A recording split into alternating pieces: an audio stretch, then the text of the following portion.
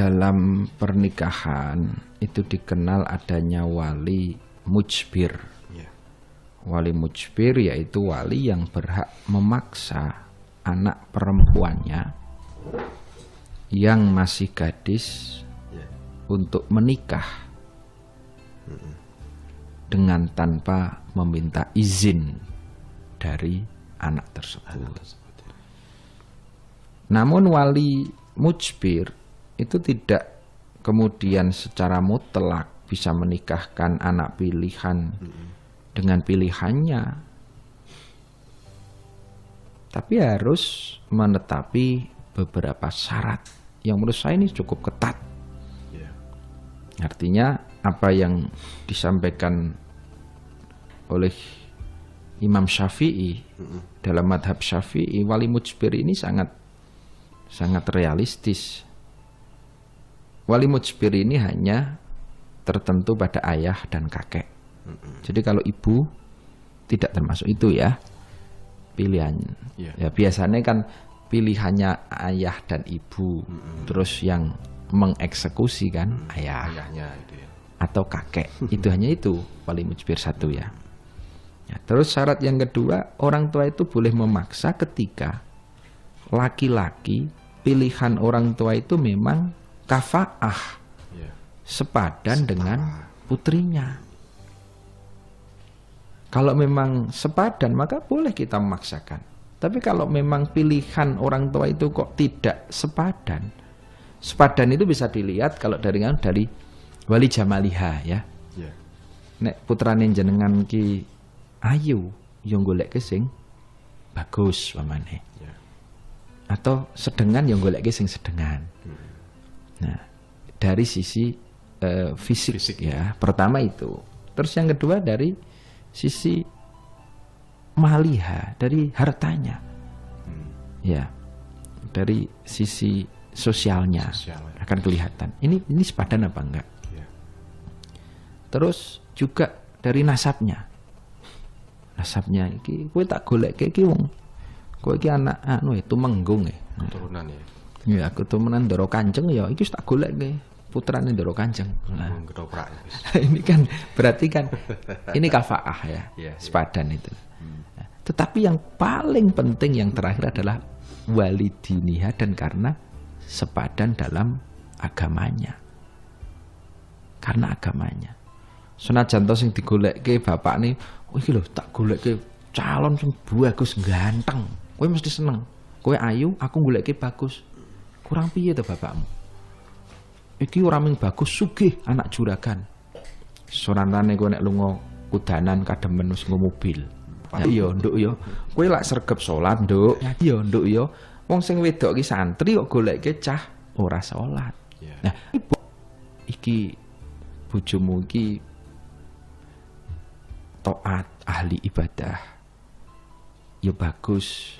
Ya keturunane wong apik, wong ahli ibadah. Senajan ora keturunan tumenggung, ning ahli ibadah. Cuman usahane kek ngrintis, durung patek duwe duit. Nah, kalau kekurangannya hanya di situ, itu bisa dikejar. Kowe sing sabar ya, Nduk, tak oleh ke iki, engko bareng-bareng ibadah, bareng-bareng nyambut gawe, ngerintis bareng usahane. Lah, kalau ini orang tua sudah realistis. Milih ke jodoh memang yang sepadan betul, meskipun dari sisi hartanya mungkin agak kurang gitu loh, tapi itu kan bisa dilengkapi. Ning nek iki sugih bagus, turunan wong gede ning ora tau luhuran, engko kowe sing ngelingke ya Nduk, ben bojomu ki gelem salat. Wah, iki sing berat kalau ini. Kalau ini boleh kita perempuan itu menolak, tidak berdosa gitu loh. Tidak berdosa. Tapi kalau pilihan orang tua itu sudah bagus semuanya, kok wanita itu menolak, lah itulah. Maka orang tua bisa memaksa. Nah, syaratnya yang kedua, putrinya itu juga belum punya calon suami. Durung duwe pilihan sing kufu.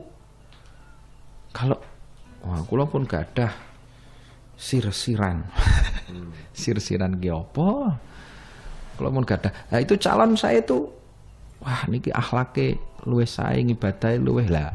Kalau anak juga sudah punya pilihan yang pilihannya itu secara normatif itu lebih bagus, ya ini bisa dirembuk dulu, jangan dipaksakan. Ya. Tapi pilihannya pilihan sing normatif, aja pilihan waton kadang cah. Saya kan waton seneng, pokoknya bagus, ganteng kaya bintang Korea, suju, Smash. Tapi piye nduk akhlake nduk, piye kelakuane anakmu, lah ini yang jadi pilihan. Kalau memang anak belum punya pilihan silahkan dipaksa. Tapi kalau sudah punya pilihan dicek dulu pilihannya. Itu terus wanitanya betul-betul masih perawan. Masih perawan gitu kan. Biker. Kalau itu sudah sayyib, sudah hilang keperawanannya baik secara nikah maupun kecelakaan, maka itu orang tua sudah tidak berhak memaksa. Karena wis ilang keperawan. Nah nih itu loh. Itu. Lah kalau nyun sewu wong tua kok tetep maksa, pokoknya nek ora oleh iki ora. Padahal tidak kufu. Dari sisi agama wah kalau nek dipaksa bapak oleh niku wong niku tukang ngapusi. Nek karo bapak ibu ngoten ketok sae, nek teko ya cok ngulai-ulai martabak, ngulai-ulai iki. Ning jebule nang mburi gaweane mabuk, gaweane mendem. Maka wanita bersikukuh menolak. Dan ketika besok menikah kok ora gelem nikahke wong tuane, maka boleh wanita tersebut nikah dengan wali hakim itu kan. Menikah dengan wali hakim itu. Nah, ijbar tersebut juga tidak muncul permusuhan yang tampak di antara dua orang tua sebagai wali dan putrinya. Dipeksake tak nikahke karo anake Ndara Kanjeng. Wong Ndara Kanjeng iki cetok ora gathuk ro awak dhewe kok.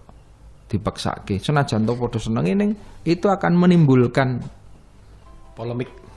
Permusuhan. Nah, ini kan berbahaya. Akhirnya kayak film India nih. Ya. Juga mas kawinnya itu juga harus yang mahar mithil. Ya. Iki patute iki nek anakku iki, wah, iki kudune kan ya ora mung seperangkat alat sholat, itu loh. Ya. Apa dituntunke sapi saka pasar Muntilan. Apa dituntunke apa seperangkat apa jenengane perhiasan atau duit 2 yuta punjul 255 rupiah. Nah, itu mahar misil yang sepadan. Lah nek wong lanang arep nikah kok ora siap-siap mahare, kadung dibelani karo calon marata pokoke kudu oleh iki. Bahasan wis dipaksa jebule makluni mengkai mahar 20.000 ya ora sida, itu ndak boleh memaksakan orang yang tidak siap seperti itu. Ya, Nyelii ya guys ya. ya. Jadi intinya bahwa wali mujbir itu juga boleh, Islam membolehkan, tetapi ada beberapa syarat-syarat yang akan dihadapi. Saya akan menutup ini dengan satu kisah.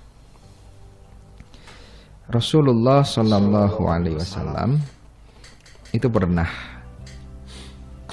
ada seseorang yang mendatangi beliau Nabi dengan membawa putrinya. Bapak ini ku wadul.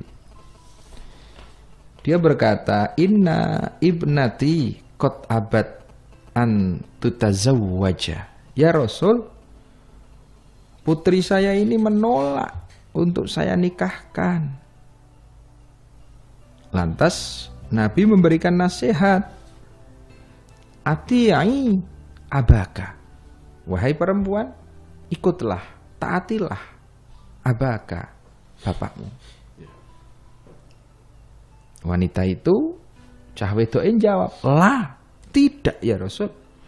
Hatta tukhbironi ma haqqu zauji ala zaujati." Tidak ya Rasul, saya tidak akan mengikuti sebelum saya tahu apa yang menjadi kewajiban seorang istri kepada suami. kula arep dinikahke ning ngurung ngerti napa sing kedah kula lampahi. Akhbirni, maka berilah kabar. Baru setelah itu saya akan memutuskan. Rasulullah diam sejenak. Sampai wanita tadi mengulangi. Hatta tukhbironi, akhbirni ya Rasul. Berilah kabar apa yang menjadi kewajiban istri.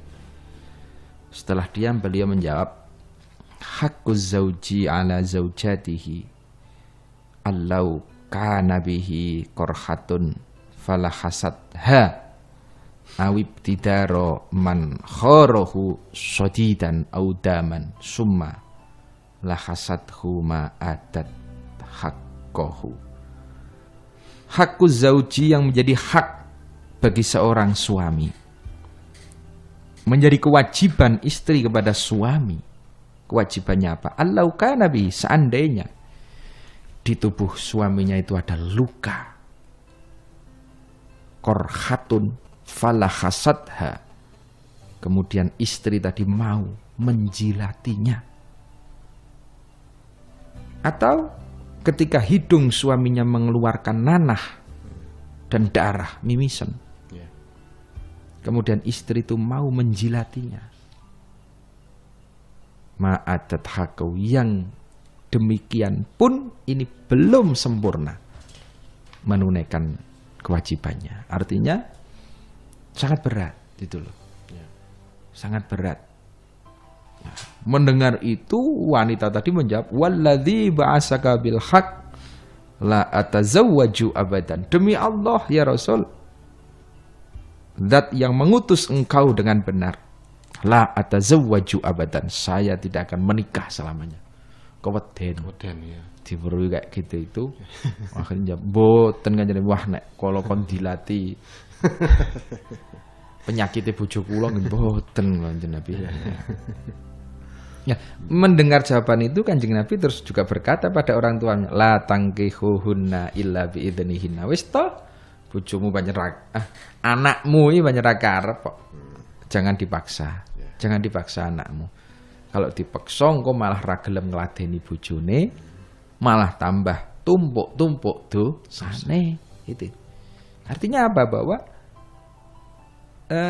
kita boleh memaksa anak untuk menikah ketika anak itu memang betul-betul siap. Inilah. Ketika belum siap, la tangkihuhunna illa biidnihinna. Kanjeng Nabi mengatakan, jangan kamu memaksakan putrimu menikah kecuali dengan izinnya. Nah, itu. Atau dalam bahasa Jawa itu simpel kan, dikandake wong lanang ki menang milih, nanging wong wadon bisa nolak, gitu kan. Jadi artinya jangan menggunakan tameng agama untuk memaksa-maksa tanpa dengan ada landasan demi kebaikan dan akhlak yang baik, gitu kan. Oke Mas Bagas, itu mungkin sedikit respon gambaran saya tentang surat Mbak tadi ya. Terima kasih ya Gus Yusuf.